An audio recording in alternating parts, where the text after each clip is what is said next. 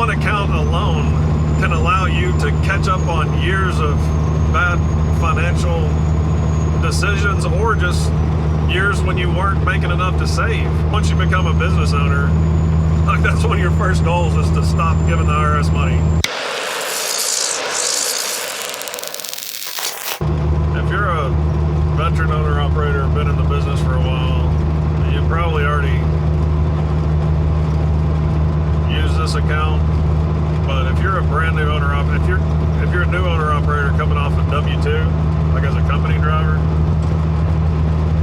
there's a certain account that you'll have access to that's way better than your. Dang, he was holding that wheelie for a pretty good while. Pretty nice. I mean, it'd have been a lot more impressive if he was still riding around this curve.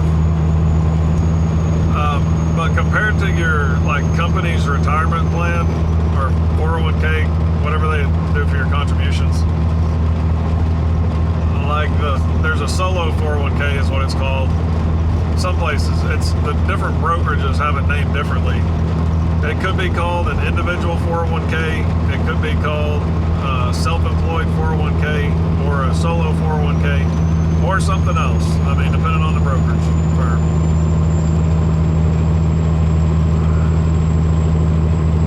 I think the technical legal term, like that Congress named it, I mean, it's a tax shelter account is what it is, but I think it's called a Keogh, Keough, maybe, something along those lines.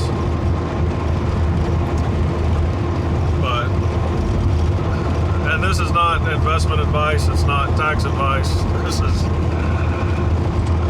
just me telling you about my experience, and you do your own research, figure things out, whatever's best for you. But so, because if you're self-employed, you can't there's no matching. I mean, you'd be matching yourself, so you lose some benefits. But so they created this solo 401k or self-employed 401k plan, and it's way better. I haven't looked at the numbers for 26, but I'd imagine the maximum contribution for it is up north of 50 grand. I mean, I think it's probably around 60 grand now. So that's all, if you made too much money in the year,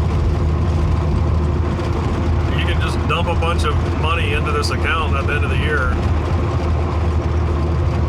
And I think you've got until February, or until taxes are due the following year. So you could wait, for example, it's 26 right now. So if you'd made a bunch of money in 2025, you'd be able to figure up all your numbers for your taxes. Then you'd be able to make a contribution for 2025, even though it's 2026.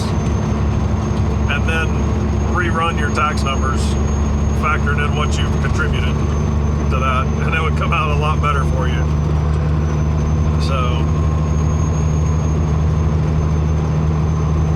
and there's a formula. You can't just you can't put the maximum in. Like, if you only made 60 grand for the year, you can't put 60 grand into it. There's a sliding scale, and there's I think there's two different formulas, and they test them both, and then you can contribute one or the other. But whichever brokerage you're at, I initially set one up at Vanguard, and it was just it wasn't very good. It was actually because of that account I ended up moving everything out of Vanguard, because that account was so restrictive. It's not just where you go and you fill out a form and the account's set up. You're the account administrator, so you've got to they'll give you the form, whatever brokerage, they'll give you the forms to fill out. It's a lot more than just starting a checking account or something. But you got to fill out all those forms, and it's that goes over the rules of how the account and the plan to send them back into them. And so it'll take more than a day or two to get the account set up. I mean, you can fill out everything in less than a day, but I've got all my stuff at Fidelity now, or Schwab and Fidelity. But I like both of those. I mean, they're both way better than Vanguard. And you can still buy the Vanguard products, like, no matter where you're at. I still own some of Vanguard's bond funds and stuff, but it's just the user experience is way better. Customer service is better, faster. Just the website layout, the apps, the layout, design of them are all just better, easier to use. And Schwab is more, so they've got all the long-term, like Fidelity and Vanguard are both geared towards long-term investors, buy and hold investors. Schwab is the same way, except Schwab also has, they go after some of the day trading market, or not just day trading, but trading in general. So some shorter and medium term traders. They bought out the Thinkorswim platform. So that's what I use Thinkorswim. I've used the Tasty Trade. I like Tasty Trade, but the Thinkorswim stuff is a little better for calendars. None of them are good for calendars, actually. None of them. Yeah. If you ever get into messing with options contracts, you got to be real careful with all options, but calendar specifically, because your graph isn't going to show you. The graphs are very misleading on calendar spreads, but that's beside the point. If you have employees, you can't use the account, because it would be, your benefits of using it would be so much greater than any of your employees. Like, it wouldn't be fair. So if you're self-employed and you have, like, you're a small business owner and you have employees, you have to use something. You have to do a different kind of retirement plan. If it's just you, and I believe if it's just you and a spouse, I think you can use the solo 401k. And there's other ones. There's like a SEP, and maybe 2 or 3 other ones. But I looked through all of them, and I found, the best thing I could come up with was the solo 401k, just because of the amount that you can put into it.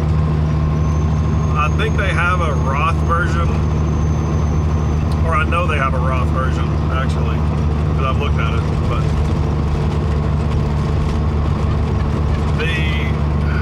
I use a Roth IRA, and I use an HSA. I normally fill those up before I touch the solo 401k.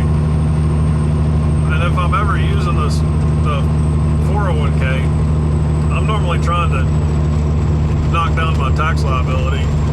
So I haven't used if you're new to investing, the Roth version of an account, you pay taxes on it before it goes, you pay tax on the money before it goes into the account, and then it grows tax-free. So you never have to pay tax on any of the earnings. The Roth version of any account is really better. And the younger you are, the better the Roth version is, because you've got more time for that money to grow tax-free. The closer you get to retirement, the less valuable the Roth is. Except there's some reason, there's some real complicated tax strategies. Like, you can do Roth conversions once you're like close to or in retirement, even depending on your age.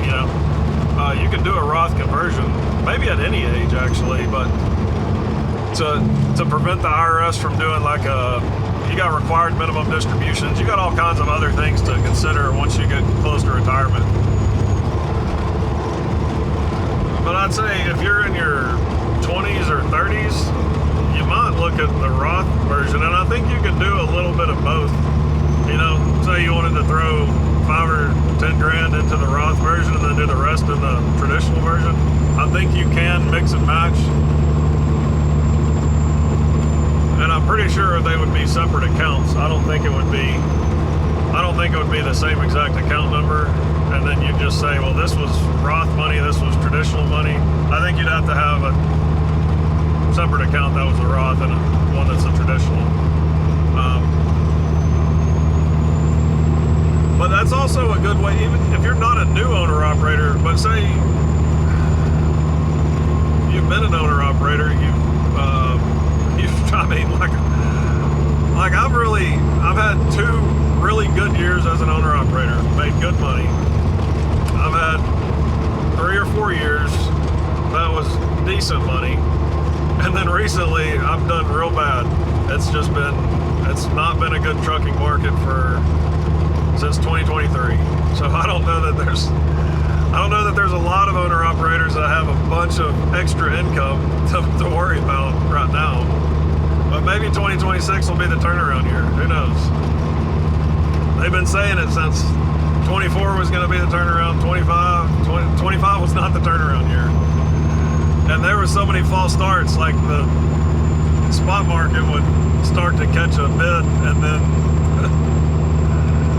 it just died right immediately after. What I was saying is,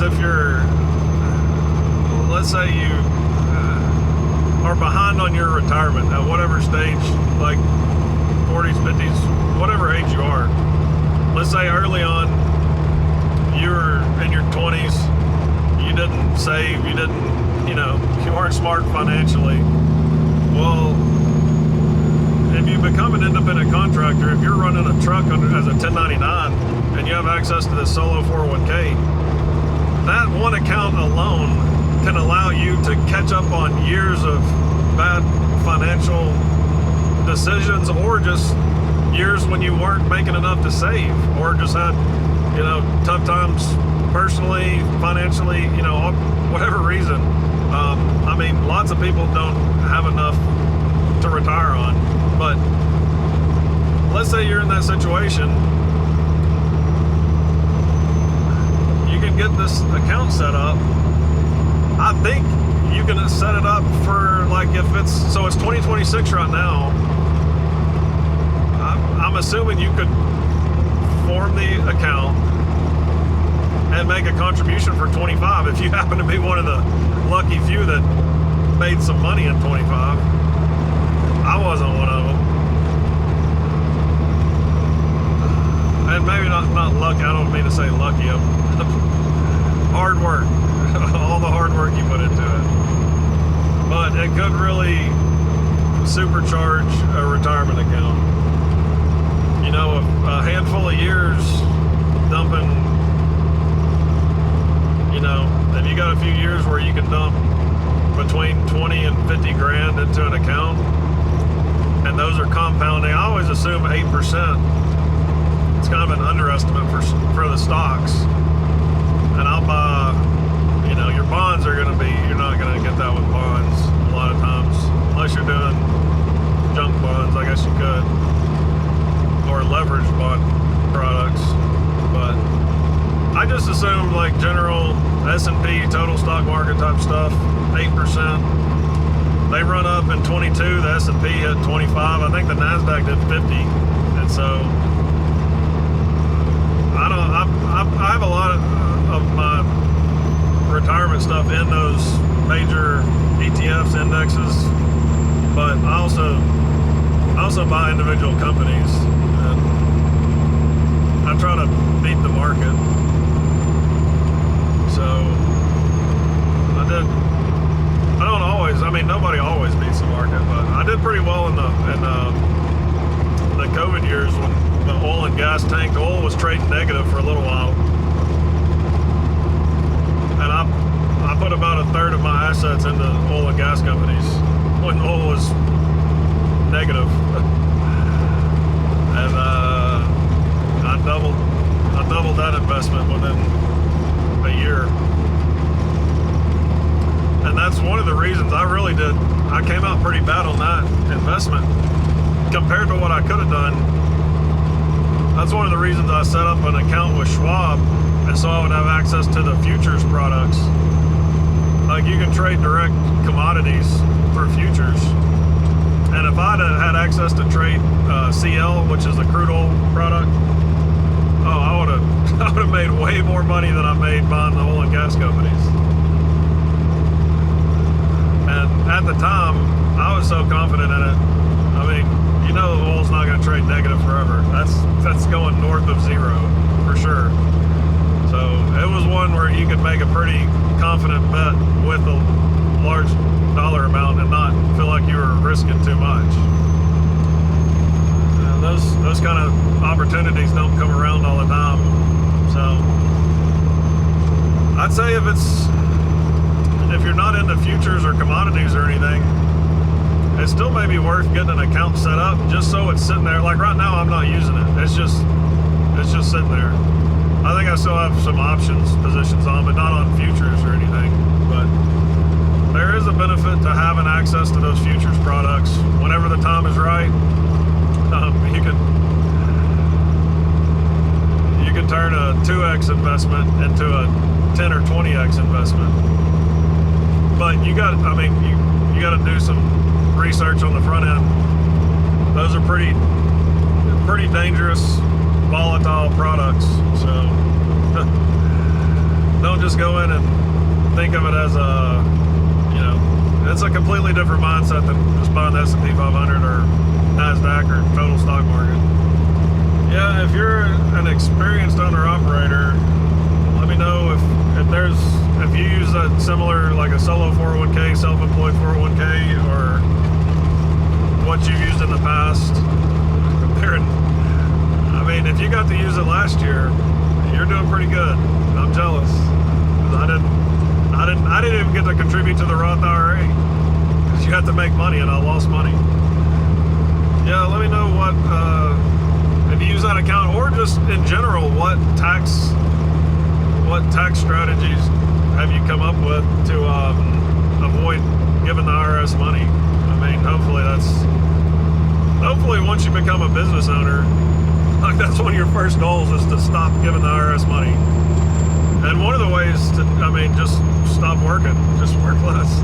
Once you've made enough money, you've saved enough money, you've made enough for the year, take some time off. I'll shut up. Y'all take care, stay safe out there, and I'll see you in the next video.